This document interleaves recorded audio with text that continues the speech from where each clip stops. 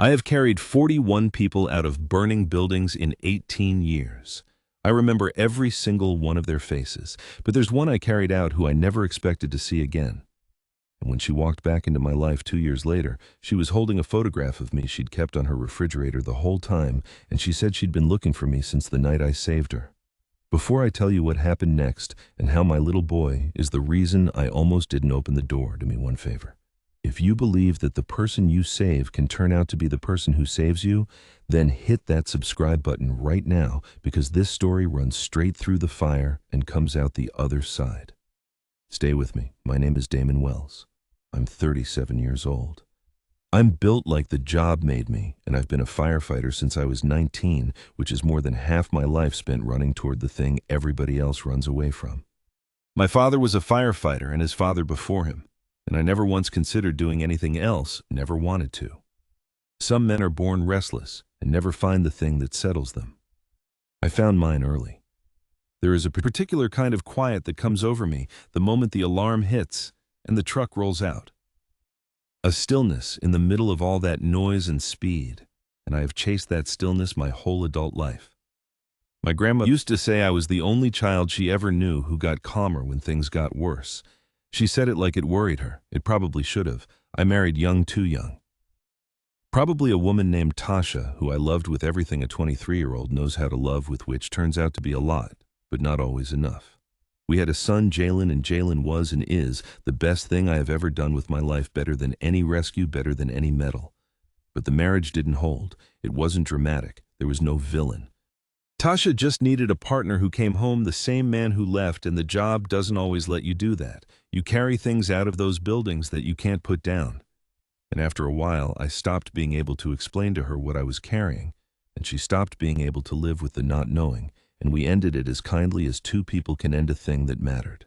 She moved across the country for work when Jalen was 4, and by a decision we made together, Jalen stayed with me. She's a good mother, and she calls and she visits, but the day-to-day of raising my son fell to me, and I have never once been sorry it did.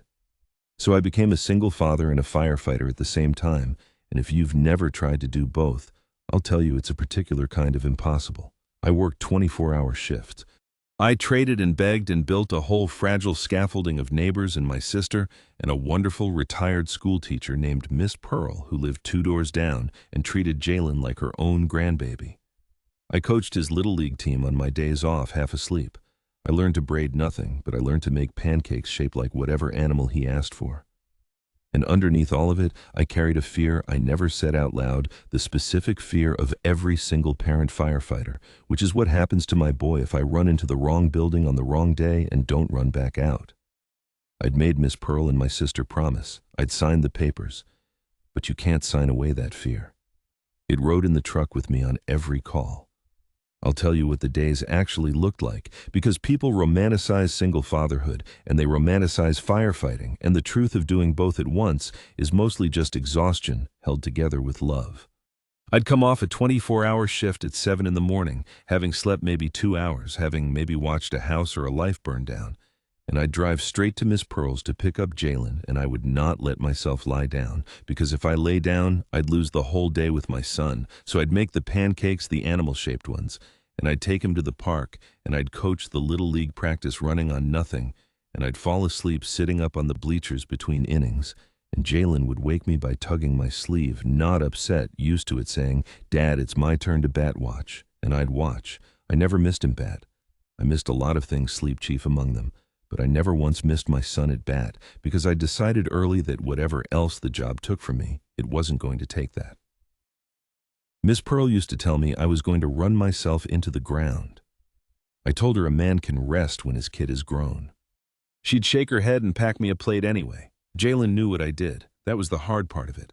Other kids' dads went to offices. My son knew from the time he could understand words that his father's job was to go into the places that were on fire, and that some of the people who did that job didn't come home because he'd been to the funerals, small and solemn in a borrowed tie holding my hand. He never said he was scared. But he had a ritual every single time I left for a shift. He'd make me promise the same words every time: come back out, not come home, come back out. He'd heard me use the phrase about the guys, whether they came back out of a building, and he'd made it into a spell. and I said it back to him every time. I'll come back out, I promise, and I meant it with everything I had, and I also knew it was the one promise in the world I couldn't actually guarantee, and so did he, young as he was. And we made it to each other anyway, because sometimes a promise is just love, wearing the only clothes it has. Now I have to tell you about the night, because everything comes from the night. It was February, bitter cold, and we got a call at 2 in the morning for a residential fire, an old converted house divided into apartments, the kind of building that's a death trap by design. One staircase, no sprinklers, doors that lead to more doors. By the time we got there, the second floor was fully involved, flames coming out the windows, and the reports were that everyone was out. And then a neighbor grabbed my captain's arm and said, "No, the girl in 2C, she's still in there. She never came out." I went in. That's the job. But I'll tell you what going in is actually like, because it's not like the movies. It's dark. That's the thing nobody expects. A house on fire isn't bright. It's black, thick smoke so complete that my helmet light bounced back at me and showed me nothing, and so you go by feel, by the wall, by the heat gradient, by counting doors. The fire was above me and behind the walls, roaring like a living animal, and the heat came in waves that you feel through the gear as pressure more than temperature, and every instinct a body has is screaming at you to turn around, and the whole skill of the job, the entire thing they train into you for years, is learning to keep moving forward through a wall of instinct built by a million years of evolution telling you to flee. I counted doors down that hallway. I kept one glove on the wall. And that stillness came over me, the one my grandmother worried about, and in the middle of all that roar and dark, I got very, very calm. I went up a staircase that was already breathing fire, and I found 2C, and I found her. A young woman unconscious on the floor of a smoke-filled bedroom, having gotten almost to the window before the smoke took her. She was maybe 25, and she was small, and she was not breathing well, and I did the thing I've done 40 other times. I got low, and I got her over my shoulder, and I carried her down a staircase that was actively trying to kill both of us, out into the freezing air, and I laid her on the frozen grass, and the medics took over, and she started breathing. Really breathing. And then they loaded her into an ambulance, and it drove away, and that was that. That's how it usually ends. You save them, and they disappear into the medical system, and you never learn their name or whether they had kids or what they did for a living, or if they made it ultimately all the way.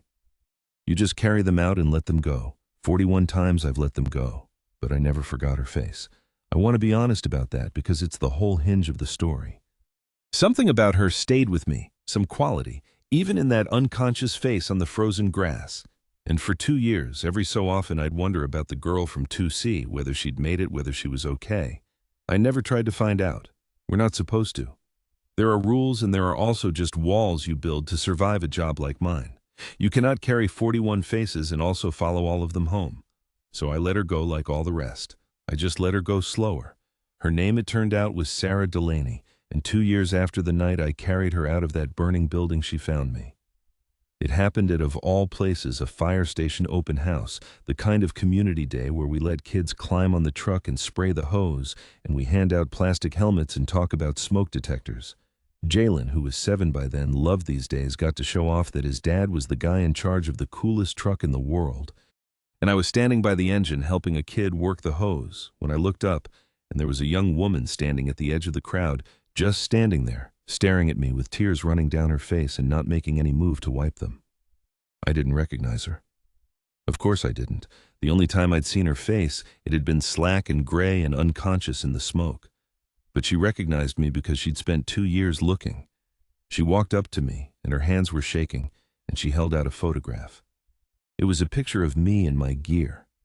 My face mostly hidden, being handed something by another firefighter taken by a neighbor with a phone on the night of the fire and posted online. The only image that existed of the man who'd carried her out. She said she'd printed it and kept it on her refrigerator for 2 years. And then she said, "I've been trying to find you for 2 years. I called the department a dozen times and they wouldn't give me a name. Privacy rules, they said. I came to every open house at every station in the city. I just needed to tell you." And she stopped because she was crying too hard, and then she got it out. "You carried me out of that building. I woke up in the hospital and they told me a firefighter went up a staircase that collapsed 10 minutes later and carried me out over his shoulder. I was pregnant, and I didn't know it yet 6 weeks. You didn't just save me, you saved my daughter. Her name is Lily. She's a year old. And I have spent 2 years needing to look you in the eye and say thank you, and I couldn't even find out your name." I did not know what to say. I have been thanked before, but not like this, not by someone who'd carried my anonymous face on her refrigerator for 2 years. Not by someone telling me I'd saved a child who hadn't even existed yet on the night I went up those stairs. And my Jalen was standing next to me holding the fire hose, listening to all of it, and he looked up at this crying stranger and he said, with the simple certainty of a 7-year-old, "My dad saves people. That's just what he does." And Sarah Delaney laughed through her tears and crouched down to his level and said, I know he does. He saved me." That should have been the end of it. A beautiful moment, a thank you 2 years in the making, and then we go our separate ways, the saved and the saver. And I want to tell you why it wasn't the end, and it's not a flattering reason, so I'll be honest. I almost let it be the end. Sarah, standing there gathering herself, said she'd love to have me over for dinner sometime, her and Lily, to properly thank me, and I heard myself start to say no. Not because I didn't want to, because I did, and that scared me. Because since Tasha, I'd built my whole life around Jalen and the job and nothing else, no room for anything that could hurt, and a young mother with a baby and tears on her face and a photograph of me on her refrigerator was exactly the kind of thing that could rearrange a man's whole careful life, and I had learned to be afraid of anything that could rearrange me. It was Jalen who opened the door I was trying to close, because after Sarah left, my son looked up at me and said, "Are we going to go to the dinner? She has a baby." I've never had a baby to play with. And there was something in how he said it. Some hunger I hadn't noticed, and I realized my son, raised by a firefighter and a rotating cast of kind neighbors, was lonely in a way I'd been too busy to see. He wanted a bigger family.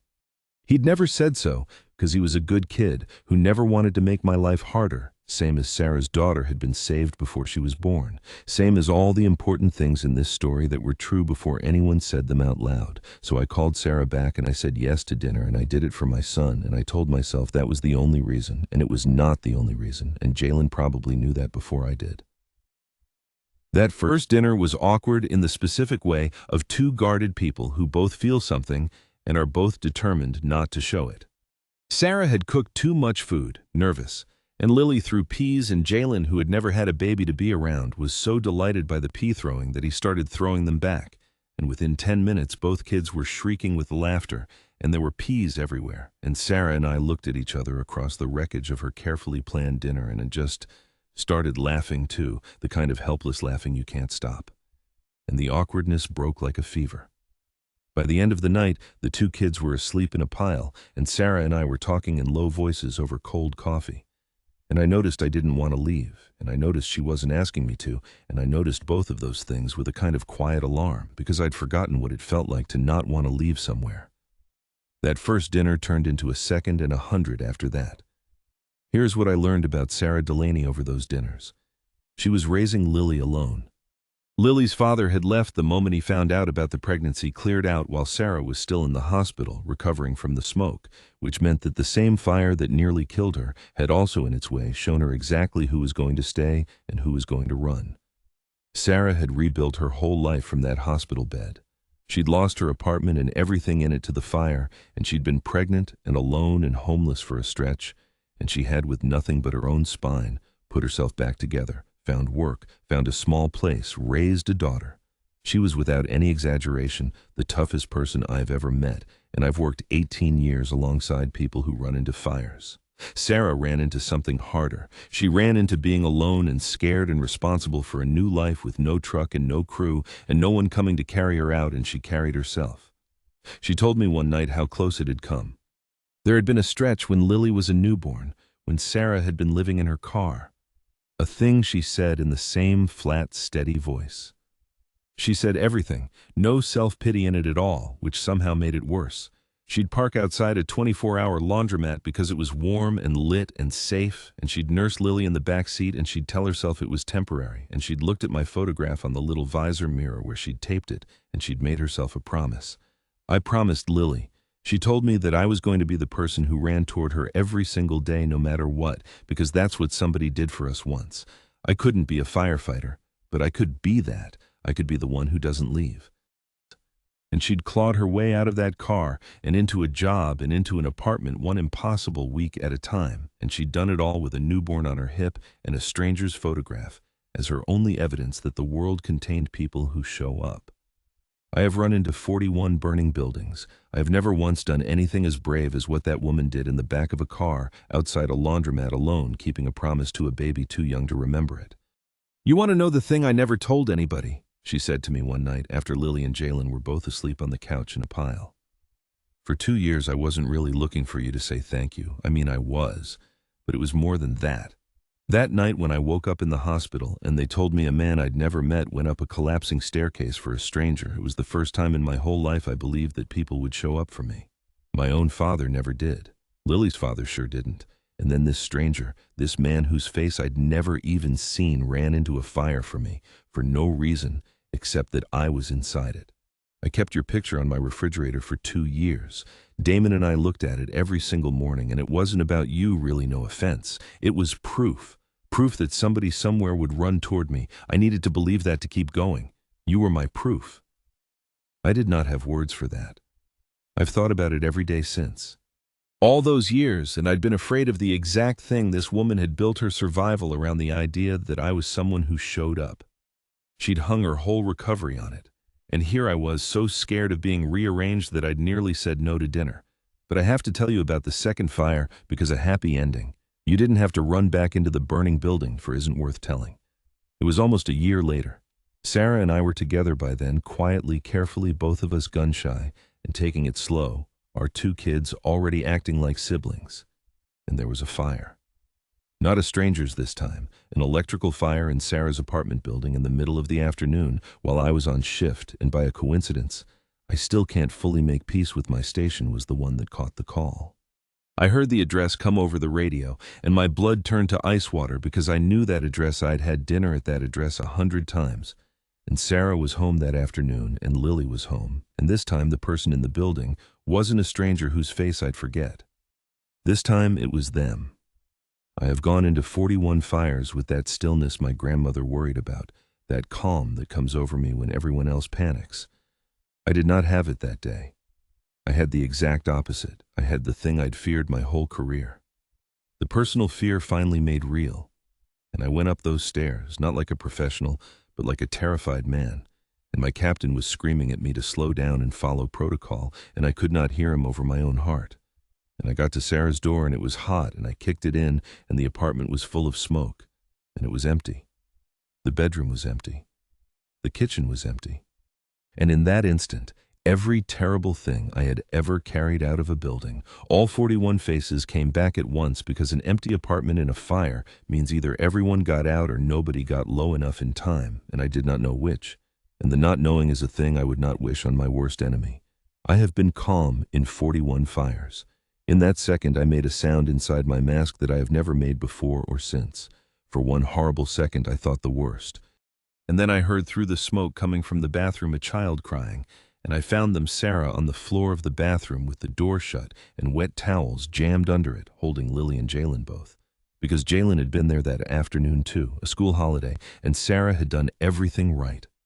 Everything I'd ever taught her without even meaning to teach her. She'd gotten low.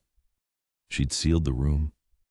She'd protected the children with her own body, and she was conscious, and they were all breathing, and she looked up at me in my mask and my gear, and she said in a voice I will hear until the day I die, "I knew you'd come." I told them Daddy would come. I got them out one at a time, and I want to tell you the specific thing about carrying my own family out of a fire, because it is different. It is a completely different thing from carrying a stranger. When you carry a stranger, you carry them carefully, professionally, correctly. When you carry your own son down a burning staircase, you carry him like he is made of everything you have ever loved, and the whole time a voice in your head is saying, "Please, please, please," a prayer with no words in it, and your training keeps your feet moving down the stairs while your heart does something the training has no protocol for at all. I carried Jalen first, then Lily, then I went back a third time for Sarah, who could have walked but who I would not let walk, who I carried out myself over the same shoulder I'd carried her out on 2 years before, in the same building's twin, in a symmetry so perfect I didn't notice it until later. And when I set her down on the grass, she put her hand flat against my chest against the gear. The way you'd put your hand on someone's heart, and she just left it there, and neither of us said anything, because there wasn't anything that needed saying that a hand on a heart didn't already say. And then I heard through the smoke coming from the bathroom a child crying, and I found them Sarah on the floor of the bathroom with the door shut and wet towels jammed under it, holding Lily and Jalen both. Because Jalen had been there that afternoon too, a school holiday, and Sarah had done everything right. Everything I'd ever taught her without even meaning to teach her. She'd gotten low. She'd sealed the room. She'd protected the children with her own body, and she was conscious, and they were all breathing, and she looked up at me in my mask and my gear, and she said in a voice I will hear until the day I die, "I knew you'd come."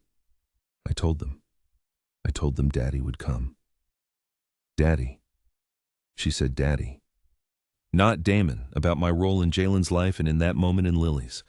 She'd told the children that I would come, and I'd come, and I carried all three of them out, one after another, down a staircase for the 42nd, 43rd, and 44th times. Except these three faces, I would never let go of these three I was carrying out to keep.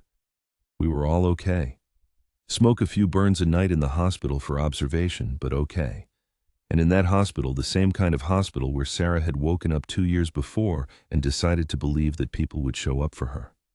I sat with the three of them, and Lily, not even 3 yet, fell asleep on my chest, and Jalen held Sarah's hand, and Sarah looked at me over our tangle of children and said, "Okay, I think we're done taking it slow. I think we've established that you'll run into a burning building for us. That's basically the whole test, isn't it? You already passed it twice." There was a moment that night in the hospital that I've never told anyone, but that changed how I understood my whole life. Jalen, my son, exhausted, smoke still in his hair, leaned against me and said quietly, "Dad, you came back out, and you brought them out too." And I realized that my son, who for years had made me promise to come back out, had just watched me not only come back out, but come back out carrying the 2 people who had become, without any of us quite deciding it, his family. The spell had held, and it had held for more than just me. I held my boy against my side in that hospital room, and I understood that the fear I'd carried in the truck for 18 years, the fear of what happens to my son if I don't come back out, had quietly transformed into something else. It wasn't just Jalen who needed me to come back out now, it was 4 of us. And somehow that made the fear smaller instead of bigger, because a man who has 4 reasons to come back out is a man who has 4 reasons to be careful. And I had spent too long being a man with only 1. I asked her to marry me right there in the hospital, no ring, smelling like smoke, and she said yes before I finished asking. We were married in the spring outside in a park with both kids in the wedding. Jalen is my best man, and Lily is the flower girl who ate most of the flowers. My whole crew came in their dress uniforms. The men and women I'd run into fires beside for 18 years, and my captain, the one who'd screamed at me to slow down on the day of the second fire, stood up during the toasts and told the story of watching me abandon 18 years of training and protocol to go up those stairs like a rookie, and he said, "In 18 years, I never once saw Damon Wells scared. Not once. That man's got ice in his veins, everybody knows it." And then I watched him lose his mind completely, going up a staircase toward a woman and 2 kids, and I thought, well, there it is. Somebody finally got to him. Somebody finally gave that man something worth being scared of. And the whole crew laughed, and Sarah cried, and I didn't bother pretending my own eyes were dry. Miss Pearl was there too in the front row, the retired schoolteacher who'd helped me raise my son. And when I hugged her, she held my face in her 2 hands the way my grandmother used to and said, "You finally let somebody carry you for a change." And she was right. That was the thing I'd never understood about my whole life of carrying people out. I'd built an entire identity around being the one who runs and the one who carries, the one who saves. And it had never once occurred to me that the reason I'd stayed so alone was that I'd never let anybody carry me. Sarah did. Sarah had been carrying me on a visor mirror and a refrigerator door for 2 years before I even knew her name. Sarah kept the photograph, the one from her refrigerator, my masked face on the night of the first fire, and she had it framed, and it hangs in our hallway now, and Lily is old enough now to ask about it, and Sarah tells her the story, the true one. That before Lily was even born, a stranger ran into a fire and carried her mother out, and that the stranger turned out to be her dad, and that this is proof. The kind of proof you can hang on a wall that some people run toward you, and that Lily gets to grow up already knowing what it took her mother 25 years to learn. I still work the job. Sarah made her peace with it in a way Tasha never could, and I think it's because Sarah knows the job from the inside. Now knows what it means to be the one inside the building, praying someone comes, and she's decided she'd rather be married to one of the people who comes even with all the fear that carries. Jalen is 10 now and says he wants to be a firefighter, and part of me wants to talk him out of it. And part of me understands that some things run in the blood like a river, and you don't dam a river, you just teach it. Lily is 5 and tells everyone at school that her dad saved her before she was born, and the teachers think it's a sweet story a child made up. And it is not made up. It is the truest thing in our whole family. 41 faces I carried out and let go. And one of them came back 2 years later, holding a photograph to tell me that the saving went both ways, that the night I thought I was just doing my job, I was actually walking into the rest of my life, that the girl I carried out of the fire had been carrying me on her refrigerator the whole time, keeping me the way I'd kept her face without knowing why. My grandmother worried that I got calmer when things got worse. She never lived to see the day I lost that calm completely, going up a staircase toward the 3 people I loved most in the world. But I think she'd understand. The calm was for strangers. You're allowed to be terrified for your own. If you made it all the way here, then you already know this was never really a story about fire. It was a story about proof, about the way we all need evidence that someone will run toward us, and about how sometimes we're carrying that proof for someone else without even knowing it. So before you go, do this one thing for me. If there is someone in your life who ran toward you when they could have run away, who showed up when your own experience had taught you nobody would put their name in the comments, just the name, let them be your proof out loud for 1 second in a place they'll never see. And if this story reached you, subscribe and stay with me, because I have more of them. True ones, hard ones, stories about the people who run toward the fire and the people they carry out, and the strange grace of not knowing in the moment that you're saving your own future. The next one begins the way all the good ones do, with someone standing at the edge of something burning, deciding whether to go in. Because that, it turns out, is almost always the exact moment the rest of your life is waiting on the other side of.